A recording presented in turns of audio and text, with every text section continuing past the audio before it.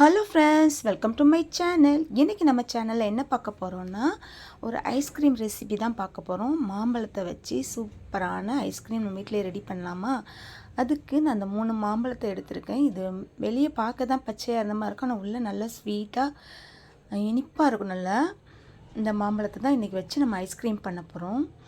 இது நல்லா கழுவிட்டு கட் பண்ணி உள்ளே இருக்க சதைகளை மட்டும் நம்ம தனியாக எடுத்துக்கலாம். பாருங்கள், சாப்பிட்றதுக்கு அவ்வளோ டேஸ்டியாக, சும்மா சாப்பிட்டாலும் இந்த பழம் செம்ம டேஸ்டியாக இருக்கும். இதில் ஐஸ்கிரீம் பண்ணி சாப்பிடையெல்லாம் இன்னும் செம்மையாக இருக்கும்.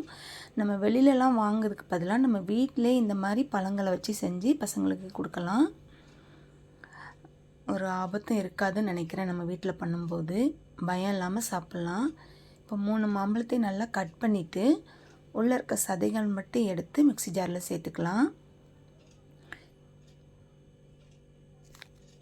இந்த கப்பில் சேர்த்துட்டு அப்புறம் நான் மிக்ஸி ஜாரில் சேர்த்துக்கிறேன். அதில் ஒரு கப்பில் எடுத்து வச்சுக்கலாம்.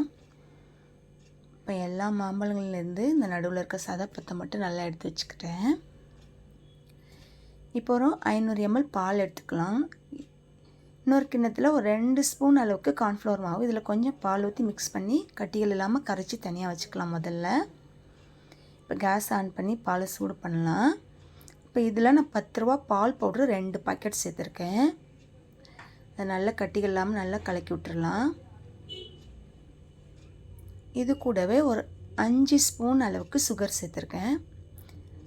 நீங்கள் இனிப்புக்கு தக்கன சேர்த்துக்கோங்க. என்னோடய மாம்பழத்தில் நல்ல இனிப்பு இருந்துச்சு, அதனால தான் 5 ஸ்பூன் மட்டும் சேர்த்துருக்கேன். அது நல்லா கொதித்து வந்ததும் நம்ம கலக்கி வச்சுருக்கிற கார்ன்ஃப்ளவர் இதையும் சேர்த்துக்கலாம். மிக்சரையும் சேர்த்து நல்லா மிக்ஸ் பண்ணையில் ஒரு 2-3 நிமிஷத்துலேயே நல்லா கட்டியாக க்ரீமியாக ஆயிரும். ஒரு 5 நிமிஷத்தில் நல்லா க்ரீமி ஆயிரும். இது நல்லா ஆறட்டும். இப்போ மாம்பழத்தை மட்டும் மிக்ஸி ஜாரில் சேர்த்து நைஸாக அரைச்சிட்டு, இப்போ நம்ம கலக்கி வச்சுருக்க பால் மிக்ஸையும் இதில் சேர்த்துட்டு ஒன்றா சேர்த்து நல்லா அரைச்சிடலாம். இப்படி சேர்த்து அரைக்கல நல்ல க்ரீமியாக கிடைக்கும் ஐஸ்கிரீம். அதனால தான் இப்போ அரைச்சாச்சு. இப்போ நம்ம ஒரு பாக்ஸில் ஊற்றிடலாம். இதை ஊற்றிட்டு அப்படியே மூடி ஃப்ரிட்ஜரில் ஒரு நாள் ஃபுல்லாக விட்டுடலாம். இந்த முட்டையாக இருக்குது பாருங்கள், அதெல்லாம் அந்த ஸ்பூன் வச்சு இந்த மாதிரி மிக்ஸ் பண்ணி விட்டுட்டு ஒன்று போல் ஆக்கிடலாம். மிக்ஸ் பண்ணி கொடுத்துட்டு இப்போ மூடி நம்ம ஃப்ரிட்ஜில் வச்சுருக்கலாம். மீதி இருக்கதை நான் ஐஸ் மோட்லேயும் ஊற்றிக்கிட்டேன். மேங்கோ ஐஸ் சாப்பிட்லாம். நம்ம உங்கள்கிட்ட ஐஸ் மோல்டு இல்லைன்னா நீங்கள் கிளாஸில் கூட ஊற்றி வச்சுக்கலாம், ஒன்றும் பிரச்சனை இல்லை. ஐஸ் மோல்டில் ஊற்றிட்டு ரெண்டையுமே எடுத்து நான் ஃப்ரிட்ஜரில் வச்சிடுறேன். மறுநாள் நம்ம எடுத்து பார்க்கலாம். செம்மையாக நல்லா செட் ஆகிருக்கும் பாருங்கள். எடுத்தாச்சு பாருங்கள், நல்லா செட் ஆகிருக்கு.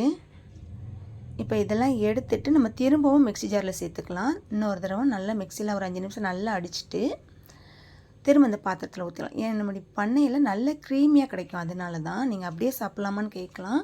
சாப்பிட்லாம், ஆனால் இந்த டேஸ்ட் இருக்காது. நம்ம 2 தடவை நல்லா அடிச்சுட்டு ஃப்ரிட்ஜில் வச்சுட்டு எடுத்து சாப்பிடையில் நல்ல க்ரீமியாக நல்லா டேஸ்டியாக இருக்கும். அதனால தான் இப்போ மிக்ஸியில் அடிச்சுட்டு திரும்பவும் நான் அந்த பாக்ஸில் ஊற்றிட்டு மூடி வச்சிடுறேன். இந்த ஒன்று போல் நல்லா சமப்படுத்தி விட்டுட்டு நம்ம வச்சிடலாம். ஃப்ரிட்ஜரில் தூக்கி வச்சுட்டு மறுநாள் எடுத்து சாப்பிட்லாம். இப்போ பாருங்கள், நல்லா ஐஸ் செட் ஆயிடுச்சு. பாருங்கள், சூப்பரான மேங்கோ ஐஸ் நல்லா க்ரீமியாக இருக்குது. சாப்பிட்றதுக்கு டேஸ்டியாக இருந்துச்சு. நான் இதுக்கு அடியில் கொஞ்சம் சேமியாவும் போட்டிருந்தேன், அதனால தான் சேமியா மேங்கோ ஐஸ் ஆகிடுச்சு. அது சேமியாவோடு சேர்த்து சாப்பிடையில நல்லா தான் இருந்துச்சு. இப்போ ஐஸை ரெடி பண்ணியாச்சு. நான் 2 பால் ஐஸ் சேமியா ஐஸ் வேறு ஊற்றி வச்சுருந்தேன், அதையும் எடுத்து வச்சு இப்போ இதில் இருக்க ஐஸ்கிரீம் பார்க்கலாம். செம்மையாக செட் ஆச்சு. இந்த மாதிரி ஒரு கரண்டி வச்சு எடுத்துக்கலாம். என்கிட்ட இந்த கரண்டி தான் இருக்குது. ஐஸ்கிரீம் எடுக்கிறது அந்த இது இல்லை என்கிட்ட, அதனால் இந்த கரண்டி வச்சு நம்ம எடுத்துக்கலாம். நம்ம கடைகளில் கிடைக்க மாதிரி ஒன்று போல் வந்துடும். பார்க்குறதுக்கு நம்ம இந்த கிண்ணத்தில் வச்சு சாப்பிடையில பார்க்குறதுக்கு அழகாக இருக்கும். இந்த மாதிரி எடுத்து வச்சுட்டு ஸ்பூன் வச்சு அப்படியே அள்ளி சாப்பிட்லாம். என்கிட்ட இந்த மாதிரி குட்டி குட்டியான சாக்லேட்ஸ் இருக்குது, கலரான சாக்லேட்ஸ். இதை லைட்டாக மேலே தூவி விட்டு கொடுக்கையில் இன்னும் பசங்க விரும்பி சாப்பிடுவாங்க. பார்க்குறதுக்கு நல்லா கலர்ஃபுல்லாக தெரியும். இந்த மாதிரி குட்டி குட்டி சாக்லேட்ஸ் வாங்கி வச்சுக்கலாம். நம்ம இந்த மேலே தூவி விட்டுட்டு பாருங்கள், நல்லா கலர்ஃபுல்லாக இருக்கா. இதுக்கு மேலே லைட்டாக ஒரு செரி பழத்தை வச்சிடலாம். இன்னும் செம்மையாக இருக்கும். வீடியோக்கு லைக் பண்ணுங்கள். ஓகே, பாய், தேங்க்யூ.